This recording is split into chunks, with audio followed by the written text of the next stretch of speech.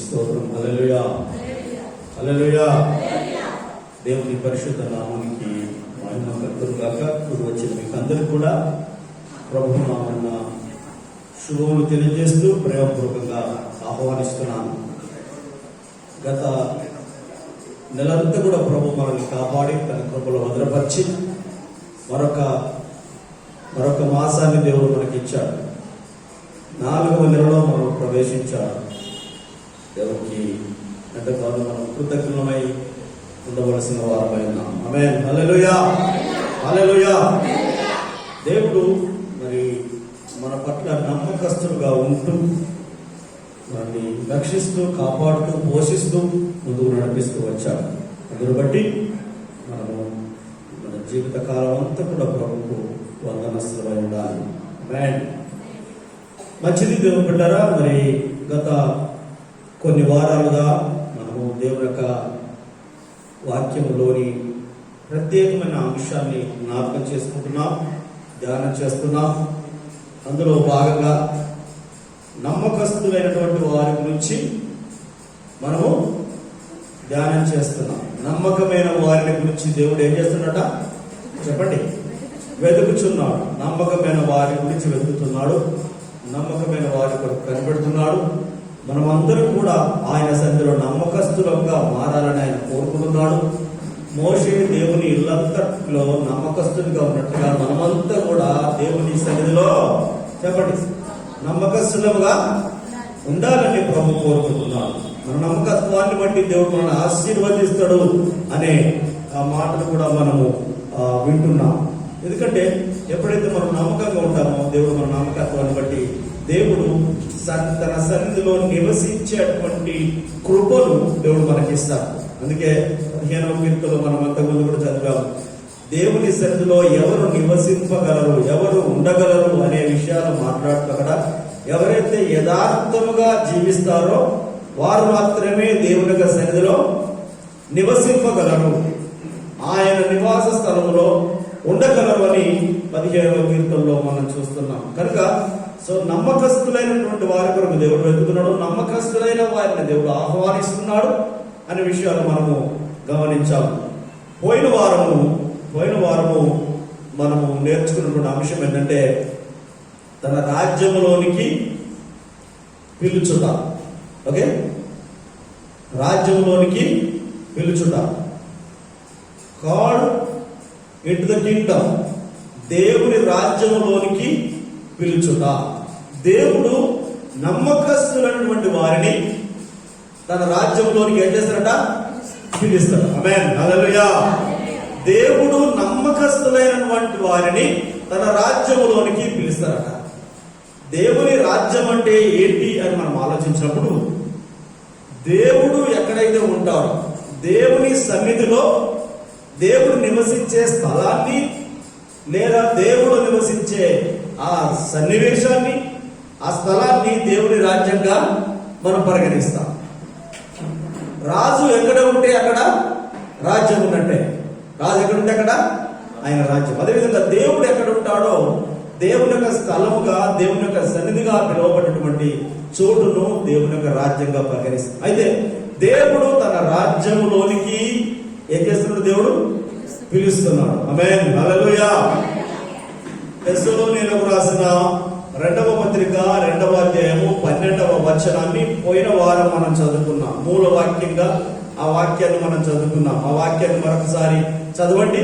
తెస్సలోనీయులకు రాసిన 2వ పత్రిక 2వ అధ్యాయము 12వ వచనాన్ని మనము చదివిన తర్వాత ఈ రోజు అంశంలోనికి మనం ప్రవేశించుదాం. తెస్సలోనీయులకు రాసిన పత్రిక మొదటి పత్రిక 2:12. మొదటి పత్రిక 2:12. తన రాజ్యమునకు మహిమకును మిమ్మును పిలుచుచున్న దేవునికి తగినట్టుగా మీరు నడుచుకొనవలెనని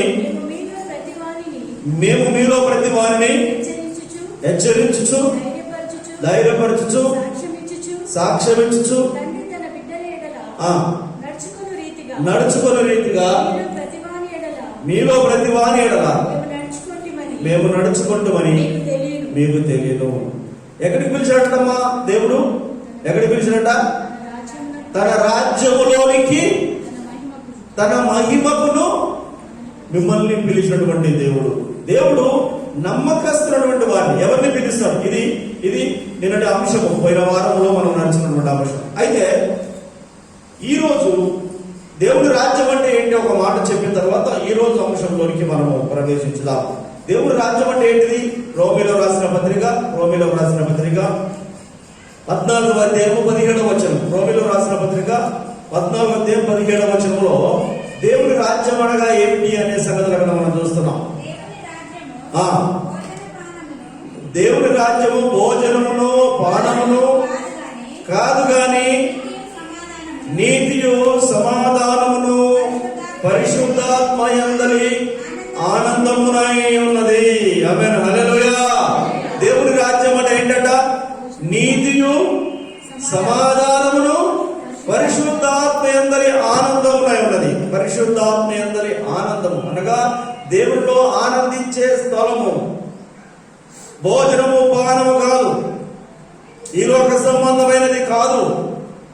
నీతి సమాధానముతో కూడినటువంటి పరిశుద్ధాత్మ యందలి ఆనందము దేవుని యొక్క రాజ్యానికి సూచనగా ఉన్నది. కనుక దేవుడు వింటారా, దేవుడు అలాంటి నీతిలోనికి, సమాధానంలోనికి, దేవుని యందు ఆనందించడానికి దేవుడు తన బిడ్డల్ని పిలుచుకుంటున్నాడు. ఆమేన్, హల్లెలూయా. అర్థమైందా? దేవుని రాజ్యంలోనికి పిలువబడాలంటే, దేవుని రాజ్యంలోనికి పిలువబడాలంటే దేవుని నీతి, దేవుని సమాధానం ఉన్నటువంటి స్థలములోనికి దేవుడు పిలవడమే, ఆయన సన్నిధికి పిలవడమే. సో ఆయన సన్నిధికి, అలాంటి స్థలానికి దేవుడు ఎవరిని పిలుస్తాడు? దేవుడు ఎలాంటి వారిని ఆహ్వానిస్తాడు? ఎలాంటి వారికి అర్హత ఉంది? ఎలాంటి వారికి అక్కడ స్థానం ఉంటుంది అనే విషయాలు మనం గమనించినట్లయితే, దేవుడు కొంతమందిని ప్రత్యేకంగా పిలుచుకున్నాడు. ఎవరిని పిలుచుకున్నంటే బాధ్యత కలిగినటువంటి వారిని పిలుస్తాడు. బాధ్యతాయుతంగా ఉన్నటువంటి వారిని పిలుస్తాడు. దేవుడు పిలిచిన వారికి కూడా బాధ్యతను అప్పగిస్తాడు. ఓకే, ఈ రోజు అంశం ఏంటంటే call of God and responsibility. దేవుని యొక్క పిలుపు మరియు బాధ్యత. గమనించండి, ఈ రోజు అంశము దేవుని యొక్క పిలుపు మరియు బాధ్యత. మనల్ని ఎక్కడికి పిలుస్తున్నాడట? దేవుడు రాజ్యంలోకి పిలుస్తున్నాడు. ఆమేన్, ఈ విషయం గుర్తుపెట్టుకోవాలి. ఎక్కడికి పిలిచాడు? దేవుడు తన రాజ్యంలోకి పిలుస్తున్నాడు. రాజ్యంలోకి పిలిచినప్పుడు ఆ రాజ్యంలో ఏం చేయాలో అనేది మనకు బాధ్యతను కూడా అప్పగిస్తాడు. దేవుడు నిన్ను సంఘంలోనికి పిలిచాడంటే ఊరికినే పిలవలేదు, ఇలా వచ్చి అలా వెళ్ళిపోమని పిలవలేదు. దేవుడు నీకు నాకు ఒక బాధ్యతను ఇచ్చాడు. ఆమేన్, హల్లెలూయా. అర్థమవుతుందా? మనకు అందరికీ కూడా బాధ్యతను ఇచ్చాడు. ఒక బాధ్యతను ఇవ్వడానికి పిలిచాడు, బాధ్యతాయుతంగా ఉండడానికి పిలిచాడు. అందుకే call of God and responsibility. దేవుని యొక్క పిలుపు మరియు బాధ్యత. దేవుని రాజ్యంలోనికి పిలువబడిన మనకు దేవుడు ఏం బాధ్యత ఇచ్చాడు? ఎవరిని పిలుస్తాడు? రెండు విషయాలు గుర్తుపెట్టుకోండి.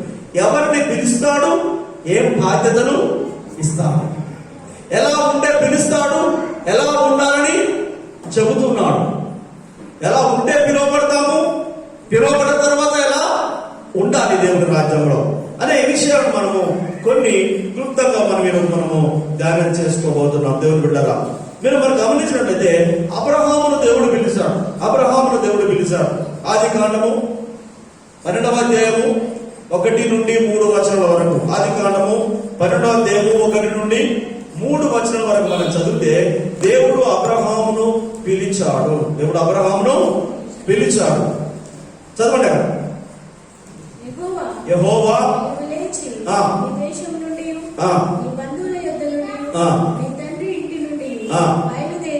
నేను నీకు చూపించు దేశమునకు వెళ్ళుము. నిన్ను గొప్ప జనముగా చేసి నిన్ను ఆశీర్వదించి నీ నామమును గొప్ప చేయుదును. నీవు ఆశీర్వాదంగా నుండుము. నిన్ను ఆశీర్వదించు వారిని ఆశీర్వదించెదను. నీవు ఆశీర్వాదంగా ఉండుము. నిన్ను ఆశీర్వదించు వారిని నేను ఆశీర్వదించదు, నిన్ను శపించు వారిని నేను శపించదు. నేను చూపించబో దేశమునకు వెళ్ళుము అన్నా. దేవుడు చూపించబో దేశం ఏంటంటే వాగ్దాన దేశము. వాగ్దాన దేశం ఏంటంటే కనాను దేశము. కనాను దేశంలో ఏముందంటే పాలు తేనెలు సమృద్ధిగా ఉన్నటువంటి దేశము, విస్తారమైనటువంటి ఫలములు పండే దేశము. అందుకే దేవుడు అంటున్నాడు, అబ్రహామును దేవుడు పిలుచుకున్నాడు.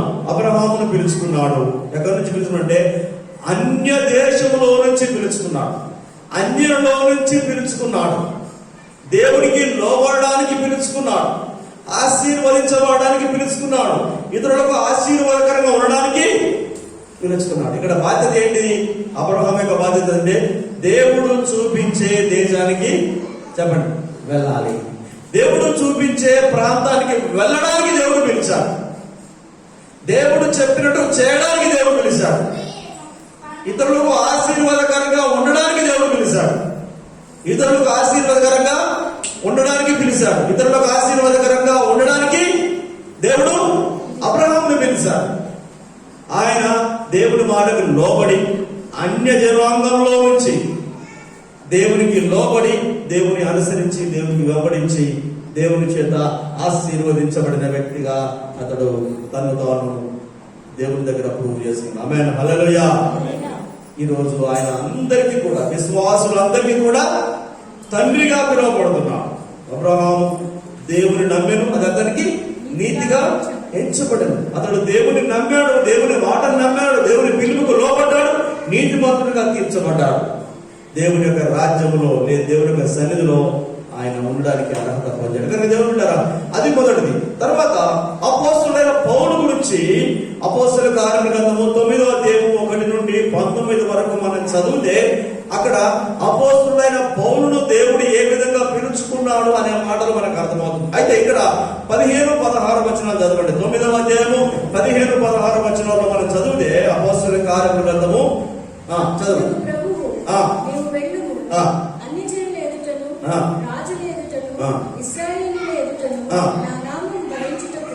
ఇతడు నేను ఏర్పరచుకున్న నా సాధనమై ఉన్నాడు. ఇతడు నా నామము కొరకు ఎన్ని శ్రమలను అనుభవింపవలెనో నేను ఇతనికి చూపుదునని అతనితో చెప్పాను. ఇక్కడ సౌలు పౌలుగా మార్చబడినటువంటి సంఘటన, దేవుడు అతన్ని దర్శించినప్పుడు అతడు కళ్ళు పోయినటువంటి వ్యక్తి గుడ్డివాడై ఉండి ఒక చోట ఉన్నప్పుడు దేవుడు అననీయ అనే యొక్క వ్యక్తికి దర్శనమిచ్చి పౌలు దగ్గరికి వెళ్ళి ప్రార్థన చేసి రమ్మన్నప్పుడు ఆ అననీయ భయపడుతున్నాడు. ఎందుకంటే క్రైస్తవులు చనిపోయినటువంటి వ్యక్తి కనుక అతని దగ్గరికి వెళ్ళడానికి జరిగినప్పుడు భయపడ్డప్పుడు దేవుడు అననీయతో చెప్పినటువంటి మాట ఏంటంటే, నేను అతన్ని ఏర్పాటు చేసుకున్నాను, అతను నేను ఏర్పాటు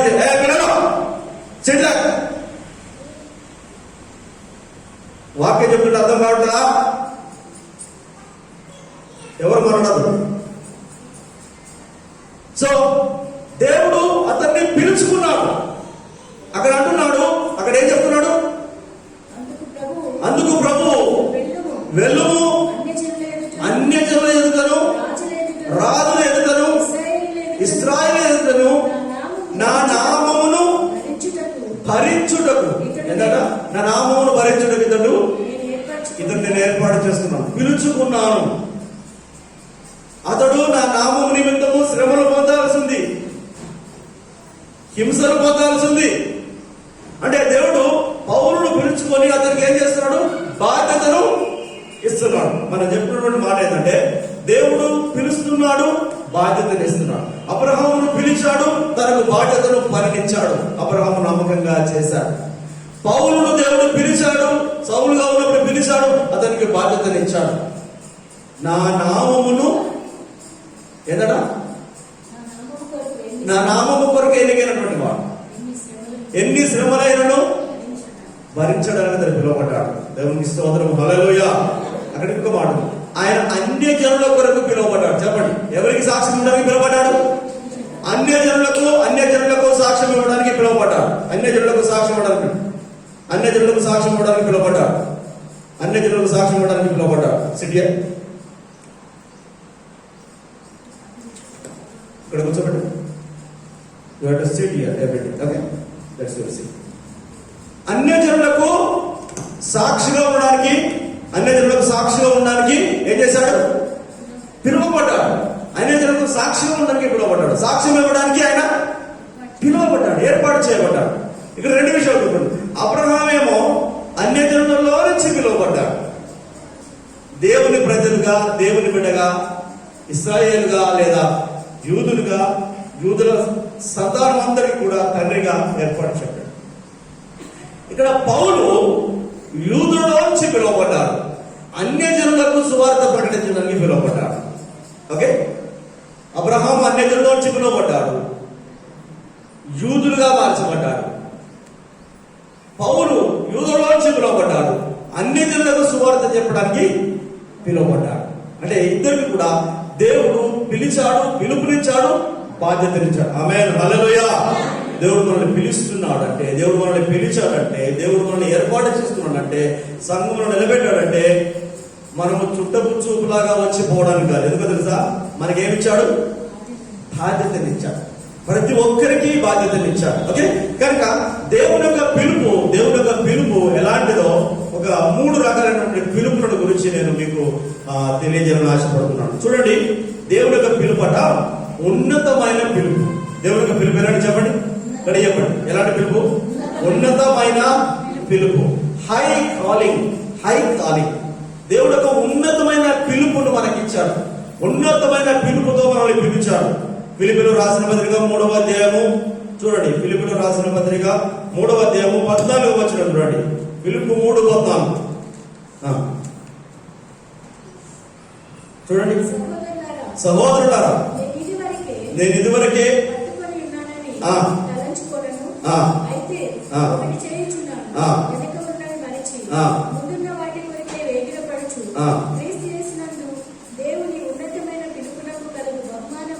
క్రీస్తు యేసునందు దేవుని ఉన్నతమైన పిలుపునకు కలుగు బహుమానము పొందవలనని గురి యొద్దకే, చెప్పండి, ఎక్కడికి పరిగెత్తున్నాడా? గురి యొద్దకే పరిగెత్తుచున్నాను. ఏంటంటే ఏం పిలుపు అంటారు మనది? ఏం పిలుపు? దేవుని యొక్క ఉన్నతమైన పిలుపునకు కలుగు బహుమానము పొందవలనని గురి యొద్దకు పరిగెత్తున్నాను. దేవుడు మనందరినీ పిలిచిన పిలుపు ఎలాంటిదట? ఉన్నతమైన పిలుపు. అందరూ చెప్తాం, ఎలాంటి పిలుపు చెప్పండి? ఉన్నతమైన పిలుపు. ఒక ఉన్నతమైన పిలుపుతో దేవుడు నన్ను పిలిచాడు. ఉన్నతమైన స్థానాన్ని ఇవ్వడానికి పిలిచాడు. అయితే ఆ పిలుపుతో పాటు ఆయన బాధ్యతను కూడా ఇచ్చాడు. Along with calling he has given responsibility. దేవుడు బాధ్యతను కూడా ఇచ్చాడు. పిలుపుతో పాటు ఏమిచ్చాడు చెప్పండి? బాధ్యతను ఇచ్చాడు. ఆ బాధ్యత ఏంటంట?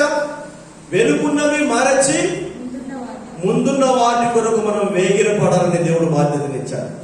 వెనుకున్నవి మరిచి ముందున్న వాటి కొరకు వేగిరపడడానికి దేవుడు మనకు బాధ్యతనిచ్చాడు. పిలుపిచ్చాడు, మనకు బాధ్యతను ఇచ్చాడు. అందుకే ఉన్నతమైన పిలుపునకు తగినట్లుగా మనం జీవించాలి. గురి యొద్దకు పరిగెత్తుచున్నాము అంటుంది. గురి యొద్దకు పరిగెత్తుచున్నాం. మనకు బాధ్యత ఏంటి? దేవుడు చూపించినటువంటి, అబ్రహాంకి ఇచ్చినటువంటి బాధ్యత ఏంటి? నేను చూపించు దేశమునకు, చెప్పండి, వెళ్ళుము అన్నాడు. ఇక్కడ పౌలు ఏమంటున్నాడు? ఎక్కడికి వెళ్తున్నట్టున్నాడు? ఎక్కడికి పరిగెత్తున్నాడు? ఎక్కడికి పరిగెత్తున్నాడు? గురి యొద్దకు పరిగెత్తుతున్నాడు. ఆమేన్, హల్లెలూయా, హల్లెలూయా. దేవుడు మనందరినీ పిలిచాడు, పిలిచి ఒక గురినిచ్చాడు. చెప్పండి, మనందరినీ పిలిచి ఏమిచ్చాడు? ఒక గురి ఇచ్చాడు. ఆ గురి దగ్గరికి మనం వెళ్ళాలి. ఆ గురి దగ్గరికి మనం పరిగెత్తాలి. మనకు ఒక దిశను నిర్దేశించాడు. ఆయన ఒక స్థలాన్ని నిర్దేశించాడు. ఒక ప్రదేశాన్ని మనకు చూపిస్తున్నాడు. ఆ చూపించే ప్రదేశం దగ్గరికి, ఆ స్థలానికి మనము వెళ్ళవలసిన వారమై ఉన్నాం. ఆమేన్, హల్లెలూయా, హల్లెలూయా. అలా వెళ్ళాలంటే వెనుకున్నవి మరచి ముందున్న వాటి మీద మనం ధ్యాస పెట్టాలి. ముందున్న వాటి మీద. అందుకే అంటున్నాడు ఉన్నతమైనటువంటి పిలుపు. దేవుడు ఉన్నతమైన పిలుపును మనకు అనుగ్రహించాడు. దేవుడు మనల్ని పిలిచిన పిలుపు సామాన్యమైనది, సాధారణమైనది కాదు. ఉన్నతమైన పిలుపు. ఇంకొక మాట కూడా మనం గమనించినట్టు చూడండి. ఆదికాండము 6వ అధ్యాయంలో 9వ అధ్యాయం, ఆదికాండము 9వ అధ్యాయంలో చూడండి. ఆదికాండం 9వ అధ్యాయము 18వ వచనం. ఆదికాండం 9వ అధ్యాయం 18వ వచనంలో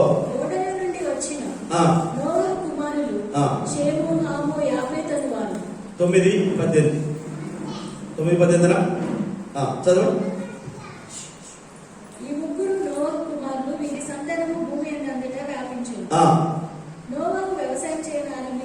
6:18 కూడా చదవండి. అయితే నేను నీతో నా నిబంధనను స్థిరపరచుదును. నీవును నీతో కూడా నీ కుమారులను నీ భార్యను నీ కోడళ్లను ఆ ఓడలో ప్రవేశింపవలెను. ఆ ఓడలో ప్రవేశింపవలెను. నోవహుతో ఆ విషయాలన్నీ కూడా అంటే మొదటి నుంచి కూడా చదివితే మనకు అర్థమవుతుంది. నోవహుకు దేవుడు పిలుపునిచ్చాడు. దేవుడు నోవహుకు పిలిపించాడు. ఆ పిలుపేంటి? ఎక్కడికి రమ్మని పిలుస్తున్నాడు? చెప్పండి, ఎక్కడికి రమ్మని పిలుస్తున్నాడు? లోకమంతా పాపంతో నిండి ఉంది. లోకమంతా అస్తవ్యస్తంగా ఉంది. లోకమంతా దేవునికి విరోధంగా జీవిస్తున్నారు. దేవుడు లోకాన్ని ప్రపంచ ఉన్నటువంటి భూభాగం మీద ఉన్నటువంటి ప్రజలందరినీ జంతువులతో సహా నాశనం చేయడానికి ఇష్టపడ్డాడు. ఆయన సిద్ధమయ్యాడు. అప్పుడు వారందరిలో నుంచి దేవుడు ఎవరిని పిలిచాడు? నోవహు కుటుంబాన్ని పిలిచాడు. ఆమేన్, హల్లెలూయా. నోవహును పిలిచాడు. నోవహును ఎందుకు పిలిచాడంటే నోవహుకు ఈ పని చెప్పాడు. నోవహుకు ఏం పని చెప్పాడు? నీవు ఓడను తయారు చేయమన్నప్పుడు నోవహు అనేక సంవత్సరాలుగా వర్షం లేని ఆ కాలంలో, ఆ సమయంలో వర్షం వస్తుంది, ఈ ప్రదేశం అంతా మునిగిపోతుంది కనుక నువ్వు ఓడను తయారు చేయమని చెప్పినప్పుడు నోవహు దాన్ని నమ్మి ఓడను తయారు చేశాడు. నోవహు దేవుని నమ్మాడు కనుక దేవునికి నమ్మకస్తుడిగా నీతిమంతుడిగా పరిగణించబడ్డాడు. అందుకే ఓడ అయిపోయిన తర్వాత దేవుడు అంటున్నాడు నోవహుని, నీవును చెప్పండి, నీవును నీ ఇంటి వారందరూ కూడా ఓడలోనికి ప్రవేశించుడి. రక్షణ కొరకు ఎందుకు ఓడలోకి ఎందుకు రావాలి? రక్షణ అనే ఓడ, దేవుని రాజ్యం అనే ఓడ, దేవుని సన్నిధి అంటే రక్షించబడడానికి వారు పిలువబడ్డారు. దేవుని రాజ్య ప్రవేశంలోనికి వారు రాబడ్డారు, తీసుకుని రాబడ్డారు. ఎందుకంటే నోవహు ఆ తరము వారంతటిలో నీతిమంతుడిగా పరిగణించబడ్డాడు. 7వ అధ్యాయం 8వ అధ్యాయం మనం చదివితే అక్కడ ఉంటది. ఓకే, దేవుడు అతన్ని నీతిగా ఎందుకు ఎంచబడ్డాడంటే ఎంచాడంటే ఆ తరము వారందరిలో 7వ అధ్యాయం 1వ వచనం అనుకుంటా, 7:1 ఈ తరము వారిలో నీవే నా ఎదుట నీతిమంతుడవై ఉండుట చూచితిని గనుక నీవును నీ ఇంటి వారును ఓడలో ప్రవేశించు. ఆమేన్, హల్లెలూయా. నీతిమంతులుగా ఉన్నాడు కనుక, నీతిగా జీవించారు కనుక దేవుడు వారిని పిలుస్తున్నాడు. సురక్షితంగా ఉండడానికి, తన రాజ్యంలో ఉండడానికి, తన సన్నిధిలో ఉండడానికి పిలిచినటువంటి దేవుడు అతనికి బాధ్యతనిచ్చాడు. చూశాం కదా, ఓడ చేసే బాధ్యతనిచ్చాడు, జంతువులందరినీ అన్నింటినీ అందులో పిలిచే బాధ్యతనిచ్చాడు, వాడికి పోషించే బాధ్యతనిచ్చాడు. దేవుడు పిలిచిన ప్రతి వ్యక్తికి ఏం చేస్తున్నాడు చెప్పండి? బాధ్యతనిస్తాడు. We are called to take a responsibility. మనం అందరం కూడా బాధ్యత వహించడానికి పిలువబడ్డాం. నోవహును దేవుడు పిలిచి బాధ్యతనిచ్చాడు. ఇంకొక మాట కూడా మనం గమనిస్తే మార్క్స్ వార్త 1వ అధ్యాయము 17వ వచనం. యేసు ప్రభు తన శిష్యులను పిలిచాడు. చూడండి, మనము ఉన్నతమైన పిలుపుల గురించి మాట్లాడుతున్నాం. దేవుడు ఇచ్చినటువంటి ఉన్నతమైన పిలుపు. నా వెంబడి రండి, నేను మిమ్మల్ని మనుషులను పట్టు జాలరులుగా చేసేదనని వారితో చెప్పాను. ఎలాంటి జాలరులు చేస్తానంట? మనుషులను పట్టే జాలరులుగా చేస్తాడు. ఇంతకుముందేమో వీళ్ళు ఏం చేస్తున్నారు? చేపలు పట్టే జాలరులు. దేవుడు అంటున్నాడు, నన్ను వెంబడించండి, నేను మిమ్మల్ని మనుషులను పట్టే జాలరులను చేస్తానంటున్నాడు. అంటే దేవుడు ఒక ఉన్నతమైన పిలుపును వారికి ఇచ్చాడు. ఎలాంటి పిలుపు చెప్పండి? ఎలాంటి పిలుపు? హై కాలింగ్, ఉన్నతమైన పిలుపు శిష్యులకు ఇచ్చాడు. ఒక బాధ్యతను కూడా ఇస్తున్నాడు, రెస్పాన్సిబిలిటీస్. ఏంటది చెప్పండి? ఏం చేయాలి? ఎవరిని పట్టాలి? ఇప్పుడు చేపలు పట్టడం మానేసి మనుషులను పట్టాలి. మనుషులను ప్రభు దగ్గర నడిపించాలి. ఎవరితో చెప్తున్నాడు మాటలు? ఎవరితో చెప్తున్నాడు? ఎవరితో? మొట్టమొదటిగా ఉంది. ఏ శిష్యుల వాళ్ళు? సీమోను, ఆంద్రే. సీమోను పేతురుకు ఆంద్రేయకు చెప్పినప్పుడు యోహాను సువార్త మొదటి అధ్యాయం కనుక మీరు చదివితే 40 నుండి 49, 50 వరకు మనం చదివినట్లయితే యాక్చువల్గా అయితే ఆంద్రేయ వెళ్ళి ఎవరిని తీసుకొచ్చాడు? పేతురును తీసుకొచ్చాడు.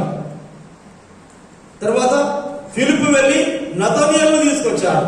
48, 49 వచనాలు గమనిస్తే, అంటే వారిని దేవుడు పిలిచిన పిలుపుకు తగినట్లుగా వారు వెళ్ళి వారి బాధ్యత నిర్వర్తించారు. ప్రభు దగ్గరికి వారు నడిపించారు. కానీ దేవుడు కూడా సంఘములోనికి పిలువబడ్డ మనందరికీ కూడా దేవుడు ఏమిచ్చాడు చెప్పండి? బాధ్యతనిచ్చాడు. ఆమేన్, హల్లెలూయా. ఎలాంటి బాధ్యత? ఎవరిని బట్టే బాధ్యత? మనుషులను బట్టి జాలరులుగా ఉండడానికి దేవుడు మనకు ఆ పిలుపునిచ్చాడు. ఉన్నతమైన పిలుపు మనందరి మీద ఆ ఉన్నతమైన పిలుపు ఉన్నది. మనందరి మీద ఆ ఉన్నతమైన బాధ్యత ఉన్నది, మోపబడ్డది. దేవునికి స్తోత్రం కలుగును గాక. ఆమేన్, హల్లెలూయా, హల్లెలూయా.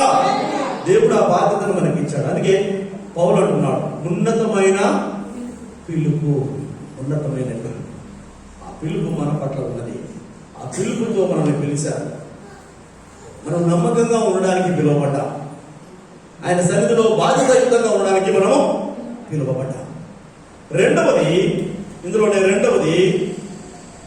ప్రత్యేకమైనటువంటి పిలుపు. మన పిలుపట స్పెషల్ కాలింగ్.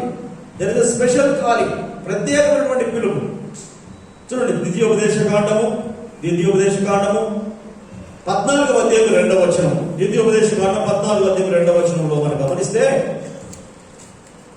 దేవుడు మనకు ఒక ప్రత్యేకమైన ఉద్దేశంతో ప్రత్యేకమైన పిలుపునిచ్చాడు.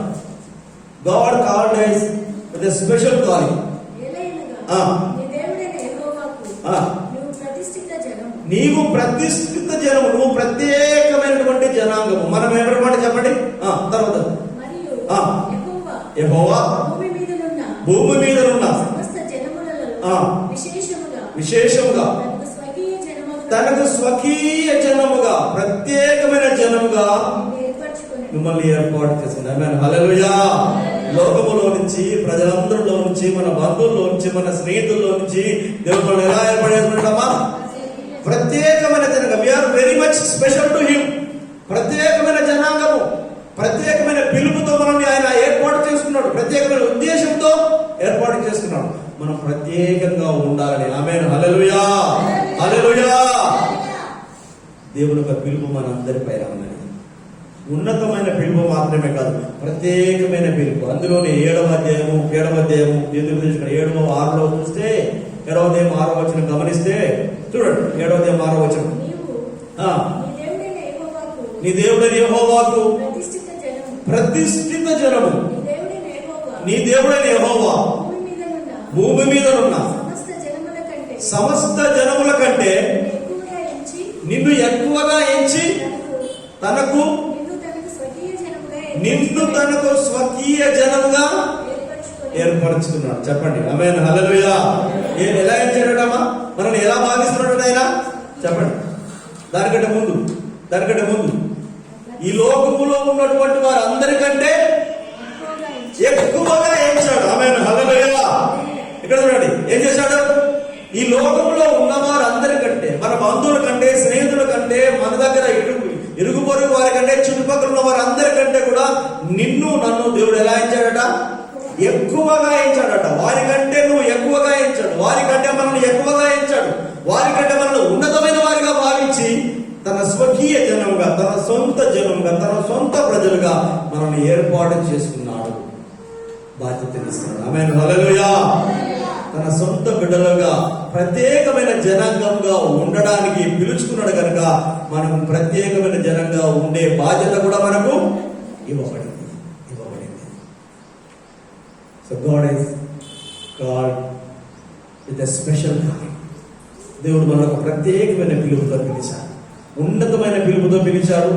తర్వాత ప్రత్యేకమైన పిలుపుతో పిలిచాడు. ఇంకొక పిలుపు కూడా నేను చెప్పి ముందుకు వెళ్తాను. ఇది పరలోకపు పిలుపు, హెవెన్లీ కాలింగ్. పరలోకపు పిలుపు. చూడండి, ఆ మాటలు హెబ్రీయులకు రాసిన పత్రిక 1వ అధ్యాయము 3వ అధ్యాయము 1, 2, 3 వచనాల్లో గమనిస్తే మనకు అర్థమవుతుంది. హెబ్రీ 3 చూడండి, చదవండి. ఎబ్రాయీయులకు రాసిన పత్రిక 3వ అధ్యాయము 1 నుండి 3 వచనాల వరకు. ఇందువలన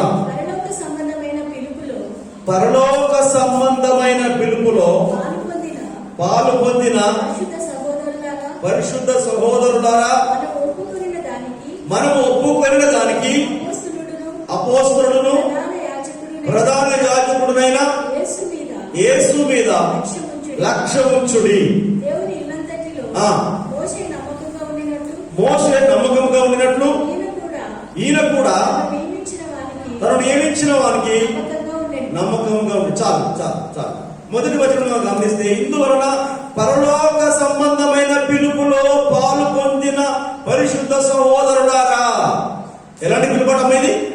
ఎలాంటి పిలుపు? పరలోక సంబంధమైన పిలుపు. దేవుడు పరలోక సంబంధమైన పిలుపులో మనల్ని పాల్పొందడానికి పిలిచాడు. ఉన్నతమైన పిలుపు, ప్రత్యేకమైన పిలుపు, పరలోక సంబంధమైన పిలుపు. ఎందుకు ఈ మాటలు నేను చెప్తున్నానంటే, దేవుని రాజ్యములోనికి పిలువబడ్డ మనము ప్రత్యేకమైన ఉద్దేశంతో పిలువబడ్డాం, ప్రత్యేకమైన పిలుపుతో పిలువబడ్డాం. అందరికంటే కూడా మనం ఉన్నతమైన వారముగా భావించి పిలువబడ్డాం. అందరికంటే కూడా ప్రత్యేకమైన వారముగా భావించి పిలువబడ్డాం. దేవుడు నీ పట్ల నా పట్ల ప్రత్యేకమైన శ్రద్ధ చూపుతున్నాడు. ఆమేన్. అర్థమవుతుందా? దేవుడు మన అందరి పట్ల ఏం చూపుతున్నాడు చెప్పండి? ఒక ప్రత్యేకమైన శ్రద్ధ చూపుతున్నాడు. ఆమేన్. హల్లెలూయా. గడియడం హల్లెలూయా. మనందరి పట్ల దేవుడు ప్రత్యేకమైన శ్రద్ధ చూపుతున్నాడు. మనందరికి దేవుడు ఒక ప్రత్యేకమైన పిలుపునిచ్చాడు. మనందరికి దేవుడు ఒక ప్రత్యేకమైన బాధ్యతని ఇస్తున్నాడు. ఆమేన్. హల్లెలూయా. మనం ఇంతకు ముందులాగా అనాలోచనగా నిర్లక్ష్యంగా ఉండడానికి వీలు లేదు. తన పిలుపును మనం గుర్తించి, తన పిలుపును మనం అర్థం చేసుకొని, తన పిలుపుకు తగినట్లుగా మనం జీవించే వారంగా ఉండాలి. దేవుడిచ్చిన బాధ్యతను మనం నిర్వర్తించే వారంగా మనం ఉండాలి. నిర్లక్ష్యంగా ఉండడానికి వీలు లేదు. అందుకే ఇక్కడ, అందువలన పరలోక సంబంధమైన పిలుపులో పాలు పొందిన పరిశుద్ధ సహోదరులారా, మనము ఒప్పుకొనిన దానికి అపోస్తలుడును ప్రధాన యాజకుడునైన యేసు మీద లక్ష్యముంచుడి. మన లక్ష్యం ఎవరి మీద ఉంచారట చెప్పండి? ఇంతకుముందు పౌలు ఏమన్నాడు? నేను గురి యుద్ధకే పరిగెత్తుచున్నాను. మన గురి ఎవరు? మన గురి ఎవరు చెప్పండి? యేసు. విశ్వాసమునకు కర్తయు దాన్ని కొనసాగించువాడునైనా యేసు వైపు చూచుచు మనము పరిగెత్తారట. ఇక్కడ మన లక్ష్యం ఎవరంటే యేసయ్య మీద లక్ష్యం ఉంచాలి. యేసయ్యను మన గురిగా పెట్టుకొని యేసయ్య దగ్గరికి చేరుకోవాలి. యేసయ్యలాగా మారాలి, యేసయ్యలాగా మాట్లాడాలి, యేసయ్యలాగా జీవించాలి. అందుకే ఫిలిప్పీయులకు రాసిన పత్రికలో 2వ అధ్యాయంలో ఉంటది, 5వ వచనం 6వ వచనం మనం గమనిస్తే, క్రీస్తు యేసుకు కలిగిన ఈ మనస్సును మీరును కలిగి ఉండండి. మన గురి యేసయ్య. మనము యేసు స్వరూపంలోనికి మార్చబడడానికి పిలువబడ్డాము. క్రీస్తు స్వరూపంలోనికి, క్రీస్తు పోలికలోనికి మార్చబడడానికి పిలువబడ్డాము. అర్థమవుతుందా? ఏదో దేవుడు పిలిచాడు, రక్షించబడ్డాము, బాప్తిసం పొందుకున్నాము, బైబిల్ పడుకుని ప్రతి ఆదివారం చర్చికి వస్తున్నాము, మళ్ళీ వెళుతున్నామని కాదు. బాధ్యత రహితంగా ఉండడానికి వీలు లేదు. దేవుడు మనకు ఒక బాధ్యతనిచ్చాడు, పిలుపుతో పాటు బాధ్యతనిచ్చాడు. ఉన్నతమైన పిలుపును, ప్రత్యేకమైన పిలుపును, పరలోకపు పిలుపును మనకిచ్చాడు. ఎందుకు అంటే నిన్ను ప్రత్యేకమైన వ్యక్తిగా భావించాడు కనుక నీకు నాకు ఒక గమ్యాన్ని చూపిస్తున్నాడు. ఆ గమ్యం ఎవరంటే యేసుక్రీస్తు. మన లక్ష్యం ఎవరంటే యేసుక్రీస్తు. యేసుక్రీస్తు నడిచిన మార్గంలో నడవాలి. యేసుక్రీస్తును లక్ష్యంగా చేసుకొని మనం యేసుక్రీస్తు లాగా మారాలని ఒక గురి కలిగి జీవించాలి. ఆమేన్. హల్లెలూయా. హల్లెలూయా. క్రీస్తు యేసు కలిగిన ఈ మనస్సును మీరును చెప్పండి ఎవరు కలిగి ఉండాలి? దేవుని రాజ్యంలోనికి పిలువబడ్డ మనము, దేవుని చేత పిలువబడ్డ మనము, ఉన్నతమైన పిలుపును పొందిన మనము, పరలోకపు పిలుపును పొందిన మనము, ప్రత్యేకమైన పిలుపును పొందిన మనము క్రీస్తు యేసుకు కలిగిన మనస్సును చెప్పండి కలిగి ఉండాలి. ఆయనలా జీవించడానికి మనం ప్రయాసపడాలి. ఆయనలా ప్రేమించడానికి మనం ప్రయాసపడాలి. ఆయనలా త్యాగం చేయడానికి మనం ప్రయాసపడాలి. శ్రమలు అనుభవించడానికి కూడా మనం ఏం చేయాలట? సిద్ధపడాలి. ఆమేన్. హల్లెలూయా, హల్లెలూయా. పౌలు విషయంలో ఏం చెప్పాడు? పౌలు విషయంలో ఆయన నా నామము నిమిత్తము శ్రమలు అనుభవించడానికి పిలువబడ్డాడు అంటున్నాడు. మనం ఏం చేయాలి అప్పుడప్పుడు? శ్రమను కూడా. యోబు ఏమంటాడు చెప్పండి? యోబు ఏమంటాడు? యోబు గ్రంథం 2వ అధ్యాయం 10వ వచనంలో ఏమన్నాడు? తన భార్య యోబుతో ఏమన్నది? దేవుడు దేవుడు దేవుడు అంటున్నావు, భక్తి భక్తి అంటున్నావు, దేవుడిని దూషించి చచ్చిపోవాలన్నది. అప్పుడు యోబు ఏమంటున్నాడు? మూర్ఖురాలు మాట్లాడినట్టుగా మాట్లాడుతున్నాము, దేవుడి యొద్ద నుండి మనం ఎప్పుడు మేలే అనుభవించాలా, కీడు అనుభవించకూడదా అంటున్నాడు. ఆమేన్. అంటే అప్పుడప్పుడు శ్రమలు వస్తే దేవుని కొరకు మనం భరించకూడదా? శ్రమలు మనము సహించకూడదా అని చెప్తున్నాడు. క్రీస్తులాగా జీవించడం అంటే క్రీస్తులాగా ప్రేమించడం, క్రీస్తులాగా క్షమించడం, క్రీస్తులాగా శ్రమలు అనుభవించడము, క్రీస్తులాగా జయించడము లోకాన్ని, పాపాన్ని. ఆమేన్. హల్లెలూయా, హల్లెలూయా. క్రీస్తే మనం లక్ష్యంగా చేసుకుని జీవించాలి దేవుని బిడ్డలారా. కనుక పరలోక సంబంధమైన పిలుపులో పాలు పొందిన పరిశుద్ధ సహోదరుల మాట మనం ఎవరమాట? దేవుని చేత పరిశుద్ధ పరచబడినటువంటి పరలోకపు పిలుపులో పాలు పొందినటువంటి వారు క్రీస్తును లక్ష్యంగా చేసుకొని ముందుకు మనం కొనసాగాలి. ఇంకొక మాట ఇర్మియా గ్రంథంలో మనం గమనిస్తే, ఇర్మియా గ్రంథంలో మనం చూస్తే, ఇర్మియా గ్రంథము 1వ అధ్యాయంలో మనం గమనిస్తే దేవుడు ఇర్మియాను ఎప్పుడు ఏర్పాటు చేసుకున్నాడ? 4వ వచనం చదవండి. 1:4. యెహోవా వాక్కు ఇలాగ సెలవిచ్చెను, గర్భములో నేను నిన్ను రూపింపక మునుపే నిన్ను ఎరిగి తిని. గర్భములో నిన్ను రూపింపక మునుపే నేను నిన్ను ఎరిగి తిని. నీవు గర్భము నుండి బయలుపడక మునుపే నేను నిన్ను ప్రతిష్ఠించి తిని. జనములకు ప్రవక్తగా నిన్ను నియమించి తిని. ఇర్మియాతో అంటున్నాడు దేవుడు, నేను నిన్ను గర్భములో రూపింపబడక ముందే నేను ఏర్పాటు చేసుకున్నాను, నిన్ను పిలుచుకున్నాను, జనములకు ప్రవక్తగా ఉండడానికి పిలుచుకున్నాడు. చెప్పండి, అక్కడ దేవుని పిలుపుంది ఇర్మియాకు. తర్వాత ఏముంది చెప్పండి? దేవుని పిలుపు ఉంది, ఇంకోటి ఏముంది? అమ్మా వినండి, ఇక్కడ దేవుని పిలుపు ఉంది, ఇంకోటి ఏముంది? బాధ్యత ఉంది. ఏ బాధ్యత? ప్రవక్తగా నియమించబడ్డాడు, ప్రవక్తగా నియమించబడ్డాడు, ప్రవక్తగా నియమించబడ్డాడు. దేవుడు అంటాడు, నిన్ను తల్లి గర్భములో రూపింపబడక ముందే నిన్ను పిలుచుకున్నాను. ఎందుకో తెలుసా? జనముల మీద ప్రవక్తగా ఉండడానికి. ఆమేన్. హల్లెలూయా. జనముల కొరకు ప్రవక్తగా ఉండడానికి పిలుచుకున్నాను. ఇర్మియాకి ఎన్ని శ్రమలు వచ్చినాయి తెలుసా? ఎన్ని కష్టాలు వచ్చినాయి తెలుసా? ఎన్ని బాధలు వచ్చినాయి తెలుసా? ఆయనను వీపింగ్ ప్రాఫిట్ అంటారు, ఏడ్చే ప్రవక్త. విలాప వాక్యములను రాశాడు. దేవుడు చెప్పమన్నది చెబితే ప్రజల కోపం, దేవుడు చెప్పమన్నది చెప్పకపోతే దేవుడి కోపం. ఇద్దరి మధ్యలో నలిగిపోయి ఏం చేశాడు తెలుసా? అతన్ని కొట్టి నీళ్లు లేని బావిలో పడేశారు. ఆమేన్. కొట్టి నీళ్లు లేని బావిలో పడేశారు. అంత ఘోరమైనటువంటి హింసను, శ్రమలను ఇర్మియా దేవుని నామము నిమిత్తము అనుభవించాడు. అందుకే దేవుడు అంటున్నాడు, నేను నిన్ను తల్లి గర్భంలో రూపింపబడక ముందే ఏర్పాటు చేసుకున్నాను. దేని కొరకు ఏర్పాటు చేసుకున్నాను? జనముల మీద ప్రవక్తగా ఉండడానికి ఏర్పాటు. దేవుని బిడ్డలారా, మనందరినీ దేవుడు మనం పుట్టక ముందే చెప్పండి ఏర్పాటు చేసుకున్నాడు. మనం పుట్టక ముందే మనల్ని నిర్ణయించాడు, ఏర్పాటు చేసుకున్నాడు, పిలుచుకున్నాడు. మనకు బాధ్యతను కూడా ఇచ్చాడు.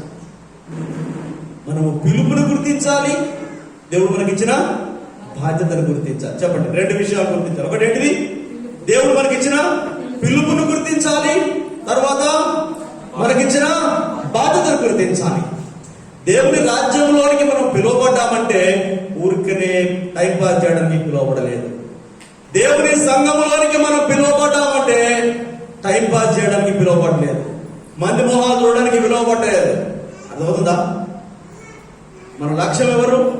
యేసును లక్ష్యంగా చేసుకొని, యేసును గురిగా పెట్టుకొని, యేసులాగా మారడానికి మనం పిలువబడ్డా. దేవుడు ఉన్నతమైన పిలుపు తప్పించాడు. చెప్పండి, ఎలాంటి పిలుపు? అందరికంటేనట మనల్ని ఎలా ఇచ్చాడట? ప్రత్యేక గొప్పవారిగా ఇచ్చాడట. అందరికంటే గొప్పవారు మనం. మన గొప్పవారు. మన గొప్పలు ఎక్కడ కనబడుతుంది మరి? ఎక్కడ కనబడుతుంది మరి? అందరికంటే కూడా మనల్ని గొప్పవారిగా ఎంచి పిలిచాడట. ఆ గొప్పతనం నిలబడుతున్నామా? దేవుడు నమ్మకత్వాన్ని మనం కాపాడుకుంటున్నామా? దేవుడు మన పట్ల పిలిచిన పిలుపుకు తగినట్టుగా జీవిస్తున్నామా అని మనం పరీక్షించుకోవాలి. దేవుడు నమ్మకస్తులుగా ఉంటామని పిలిచాడు దేవుడు. ఆమేన్, హల్లెలూయా. మోషేనట దేవుని అంతటిలో ఎలా ఉన్నాడట? నమ్మకంగా ఉన్నాడట. మనం కూడా దేవుని ఇంట్లో, దేవుని సంఘములో నమ్మకంగా ఉంటామని దేవుడు పిలిచాడు. మనం ఎలా ఉన్నాం చెప్పండి? మనం ఎలా ఉన్నాం? నమ్మకస్తులా? దేవుడు ఎవరి కొరకు ఎదురు చూస్తున్నాడు? నమ్మకస్తుల కొరకు ఎదురు చూస్తున్నాడు. చెప్పాను. నమ్మకస్తులైతే ఆదివారం ఎక్కడికి వస్తారు? చర్చికి వస్తారు. ఎంతమంది నమ్మకస్తులు ఉన్నారు ఇప్పుడు మన సంఘంలో? సగం కూడా నమ్మకస్తులుగా లేరు. ఈ లెక్కలు చూస్తే ఓన్లీ 25% నమ్మకస్తులుగా కనిపిస్తున్నారు. నమ్మకస్తులైతే దేవుని కొరకు జీవిస్తారు. ఎంత వ్యతిరేకత ఉన్నా, ఎంత కష్టం ఉన్నా, ఎన్ని శ్రమలున్నా దేవుని సన్నిధికి వస్తారు. దేవుని కొరకు బ్రతుకుతారు. ఎవరు కావాలి దేవునికి? చెప్పండి. ఎవరు కావాలి? నమ్మకస్తులు కావాలి, ధనవంతులు కాదు. ఎవరు కావాలి చెప్పండి? నమ్మకస్తులు కావాలి. ఆమేన్, హల్లెలూయా. దేవునికి నమ్మకస్తులు కావాలి. మనం నమ్మకంగా ఉంటామని దేవుడు పిలిచాడు. మనం నమ్మకంగా ఉంటాడని దేవుడు రక్షించాడు. ఆ నమ్మకత్వాన్ని మనం కాపాడుకోవాలి. ఉన్నతమైన పిలుపును మనకిచ్చాడు. ప్రత్యేకమైన పిలుపుతో మనల్ని పిలిచాడు. పరలోకపు పిలుపుతో మనల్ని పిలిచాడు. మనకు బాధ్యతనిచ్చాడు. ఆ బాధ్యతను మనము శక్తి లోపం లేకుండా, అశ్రద్ధ చేయకుండా మనం నిర్వర్తించగలిగితే దేవుడు మనకు బహుమానం ఇస్తాడు. ఆమేన్, హల్లెలూయా, హల్లెలూయా. పౌలు ఏమంటున్నాడు? నేను గురి యొద్దకు పరిగెత్తుతున్నాను. దేని కొరకు పరిగెత్తుతున్నాడు? బహుమానము పొందడానికి పరిగెత్తుతున్నాడు. ఊరికనే పరిగెత్తడం లేదు. నేను బహుమానం పొందడానికి పరిగెత్తుతున్నాను. దేవుడు కూడా నీకు నాకు బహుమానం సిద్ధపరిచాడు. ఆమేన్, హల్లెలూయా. నీ కొరకు నా కొరకు బహుమానం సిద్ధపరిచాడు. ఈ లోకములో దేవుడు మనకిచ్చిన బాధ్యతను సక్రమంగా నిర్వర్తించి నమ్మకస్తులుగా జీవిస్తే ప్రభు వచ్చినప్పుడు, లేదా ప్రభువును మనం కలుసుకున్నప్పుడు దేవుడు మనకు బహుమానం ఇవ్వడం ఆయన ఎదురు చూస్తున్నాడు. ఎంతమంది కాదు బహుమానం? చెప్పండి, ఎంతమంది కాదు? ఎందుకు లేయా 15 గంటలు ఉన్నట్టు అలా వచ్చి వెళ్ళిపోతాం, ఇవన్నీ ఎందుకులే అనుకున్నటువంటి వారు చెప్పండి. పరుగు పందెంలో పరిగెత్తేవారు ఎవరైనా నాకు గిఫ్ట్, నాకు మెడల్ రాకపోయినా పర్వాలేదని ఎవరైనా అందులో పరుగు పందెంలో పాల్గొంటారా? చెప్పండి, పాల్గొంటారా ఎవరైనా? Nobody will do that. ఎవరైనా నాకు తప్పకుండా నాకే రావాలనే ఉద్దేశంతో పరిగెత్తారు. చెప్పండి, ఎలాంటి ఉద్దేశం? నాకే రావాలనే ఉద్దేశంతో పరిగెత్తారు. దేవుడు పెట్టారా? మనందరినీ నమ్మకస్తులుగా ఎంచి దేవుడు తన సంఘం నిలబెట్టాడు. ఒప్పుకుంటారా? మనందరినీ నమ్మకస్తులుగా భావించాడు. మన నమ్మకస్తులుగా ఉంటామని మన మీద నమ్మకం పెట్టాడు దేవుడు. దేవుని నమ్మకాన్ని మనం వమ్ము చేయకూడదు. ఆమేన్, హల్లెలూయా. అందరికంటే మనం గొప్పవారు మరించాడు. ఆ గొప్పతనాన్ని మనం ఏం చేయాలి? కాపాడుకోవాలి, నిలబెట్టుకోవాలి. క్రీస్తును గురిగా చేసుకొని బహుమానం పొందడానికి దేవుడు నిర్దేశించిన గురి యుద్ధకు మనము నమ్మకంగా పరిగెత్తుదాం. అలయక సొమ్మసిల్లక పరిగెత్తుదాం. దేవుని యొక్క నూతన బలము పొందుకొని, నూతన ఉత్సాహముతో, నూతన ఉత్తేజముతో, పక్షిరాజు యవ్వనం వల్ల మన ఎవరైనా ఏం చేస్తాడు? ఆయన నూతన పరుస్తాడు. ఆ నూతన బలం పొందుకొని అలయక సొమ్మసిల్లక దేవుడు నిర్దేశించిన గురి యుద్ధకు పరిగెత్తుదాం. దేవుడు మన కొరకు నిర్ణయించిన బహుమానాన్ని పొందుకొని అందరి ఎదుట, దేవుని ఎదుట ఘనపరచబడదాం. అలాంటి కృప దేవుడు మనకు అనుగ్రహించిన కాదు. తలలు వంచండి, ప్రార్థన చేసుకుందాం. దేవుని బిడ్డారా 2 నిమిషాలు మనం పరీక్షించుకున్నాం. దేవుడు నిన్ను నన్ను ఒక ప్రత్యేకమైన ఉద్దేశంతో పిలుచుకున్నాడు. తన రాజ్యంలోనికి పిలిచాడు, తన సంఘంలోనికి పిలిచాడు, తన పనిలోనికి పిలిచాడు, తన సన్నిధిలోనికి పిలిచాడు. నేను నమ్మకస్తుడని పిలిచాడు. ఉన్నతమైన పిలుపుతో నిన్ను పిలిచాడు. ప్రత్యేకమైనటువంటి జనంగా నిన్ను పిలిచాడు. పరలోకపు పిలుపుతో నేను పిలిచాడు. నువ్వు నమ్మకంగా ఉంటావని పిలిచాడు. నమ్మకస్తుల జాబితాలో ఉంటావని పిలిచాడు. నీ కుటుంబాన్ని దేవుడు పిలిచాడు. వ్యక్తిగతంగా నిన్ను పిలిచాడు, నన్ను పిలిచాడు. మనం నమ్మకంగా ఉన్నామా? దేవుడు మనకు బాధ్యతనిచ్చాడు. మనల్ని మనుషులు పట్టే జాలర్లుగా చేయడానికి పిలిచాడు. దేవుని కొరకు అవసరమైతే శ్రమలు అనుభవించేవారిగా పిలిచాడు. నీతిమంతులుగా ఉండడానికి పిలిచాడు. మాదిరికరంగా ఉండడానికి పిలిచాడు. మనం అలా ఉన్నామా? దేవుడిచ్చిన పిలుపును మనం గౌరవిస్తున్నామా? నీవు తల్లి గర్భంలో రూపింపబడక ముందే నిన్ను పిలిచాడు. జనములకు ప్రవక్తగా నియమించడానికి ఇర్మియాను పిలిచిన దేవుడు మనల్ని కూడా ఒక బాధ్యతతో మనల్ని పిలుచుకున్నాడు. జనములను ప్రభు దగ్గర నడిపించే బాధ్యతను దేవుడు మనకు అందరికీ అప్పగించాడు. మనుషులను పట్టే జాలర్లుగా దేవుడు నిన్ను నన్ను పిలుచుకున్నాడు. దేవుని బిడ్డలారా, దేవుడు నీకు ఇచ్చిన బాధ్యతను, నాకు ఇచ్చిన బాధ్యతను మనం అందరం కూడా సక్రమంగా నిర్వర్తిస్తున్నామా? దేవుడు మనకిచ్చిన పిలుపుకు తగినట్లుగా మనం జీవిస్తున్నామా? దేవుని పిలుపుకు మనము లోబడుతున్నామా? మన గురి ఏంటి? మన లక్ష్యం ఎవరై ఉన్నారు? నీ లక్ష్యం యేసయ్యేనా? నీ లక్ష్యం యేసయ్యేనా? నీ లక్ష్యము క్రీస్తేనా? ఒకసారి ఆలోచించు. క్రీస్తును లక్ష్యంగా చేసుకుని పరిగెత్తుతున్నామా? లోకాన్ని లక్ష్యంగా పరిగెత్తుతున్నామా? డబ్బును లక్ష్యంగా చేసుకుని పరిగెత్తుతున్నామా? ఇంకా దేన్నైనా లక్ష్యంగా చేసుకుని పరిగెత్తుతున్నామా? What is your goal? ఈ లక్ష్యాన్ని ఒకసారి ఆలోచించుకో. దేవుడు ఏ లక్ష్యం ఇచ్చాడు నీకు? ఆ లక్ష్యాన్ని నువ్వు లక్ష్య పెడుతున్నావా? దేవుడు చూపించిన దానికి, అబ్రహాము దేవుడు చూపించిన ప్రదేశానికి వెళ్ళాడు. అబ్రహాము అన్య జనులలోంచి పిలువబడి దేవునికి లోబడి దేవుడు చూపించే దేశానికి వెళ్ళాడు. పౌలు యూదులలోంచి పిలువబడి అన్య జనుల మధ్యలో సేవ చేయడానికి, దేవుని కొరకు శ్రమలు అనుభవించడానికి ఆయన సిద్ధపడ్డాడు. దేవుడు బిడ్డలారా, నిన్ను నన్ను దేవుడు అందరికంటే కూడా గొప్పవారమని ఇచ్చారు. మనలో ఏ మంచి లేనప్పటికీ మనం ఇంకా, దేవుని వాక్యం సెలవిస్తుంది, మనం ఇంకా పాపలమై ఉండగానే యేసు క్రీస్తు మన కొరకు మరణించెను అన్నది. మన మీద గొప్పవారమని కాదు, కానీ ఆయనకు మన పట్ల ప్రేమను బట్టి మనల్ని గొప్పవారిగా ఇచ్చాడు. నీ పట్ల నా పట్ల ఉన్న అతనికి పిచ్చి ప్రేమ, ఆ ప్రేమను బట్టి నమ్మకస్తులుగా నిన్ను నన్ను భావిస్తున్నాడు. ఆ నమ్మకాన్ని మనము వమ్ము చేయకూడదు. ఆయన నమ్మకాన్ని, ఆయన పిలుపును నిర్లక్ష్యం చేయకూడదు. దేవుడు పెట్టారా, యేసయ్యని లక్ష్యంగా చేసుకొని వెళ్ళాలి. గురి యొద్దకే పరిగెత్తుదాం.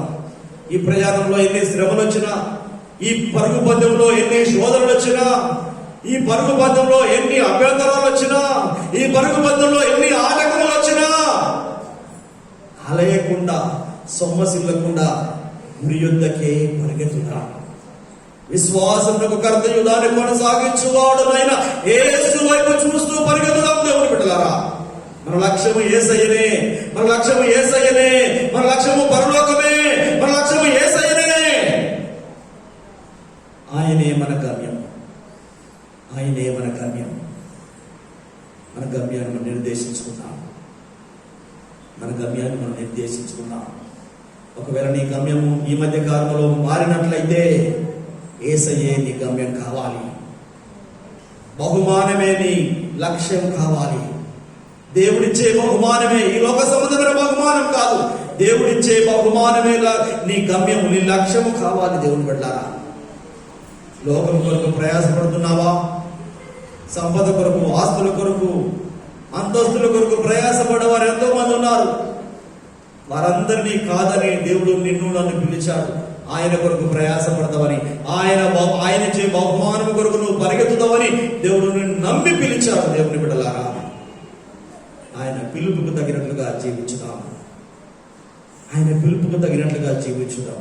తన రాజ్యములో ఉండడానికి పిలిచాడు, తన సన్నిధిలో ఉండడానికి పిలిచాడు, తాను ఇచ్చే బహుమానం పొందడానికి పిలిచాడు, తనలా ఉండడానికి పిలిచాడు, తనలాంటి మనస్సు కలిగి ఉండడానికి పిలిచాడు. మనం ప్రభుకు సమర్పించుకుందామా? మనం ప్రభుకు సమర్పించుకుందామా? ఆయన పిలుపుకు తగినట్లుగా జీవించుదామా? ఆయన పిలుపుకు తగినట్లుగా జీవించుదామా? తండ్రి, నీకు వందనాలయ్యా. నీ ఉన్నతమైన పిలుపు, ప్రత్యేకమైన పిలుపు, పరలోకపు పిలుపుని బట్టి నీకు వందనాలయ్యా. నన్ను యోగ్యులుగా భావించి మీరు పిలిచినందుకు నీకు స్తోత్రాలయ్యా. నీ పిలుపుకు తగినట్లుగా నేను జీవిస్తానయ్యా.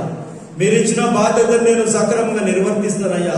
మీరు ఇచ్చిన లక్ష్యాన్ని నేను చూస్తూ పరిగెత్తుతానయ్యా అని తీర్మానం చేసుకుందామా?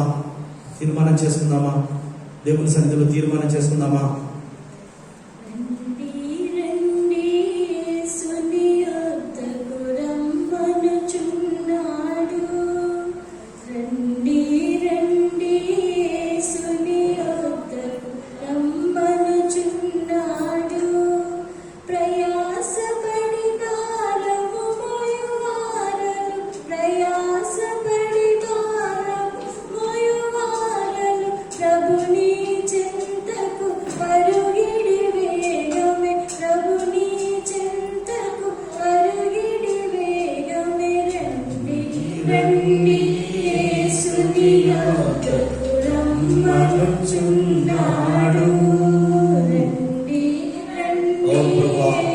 మీ సన్నిధికి రమ్మని మీరు ఆహ్వానిస్తున్నారు.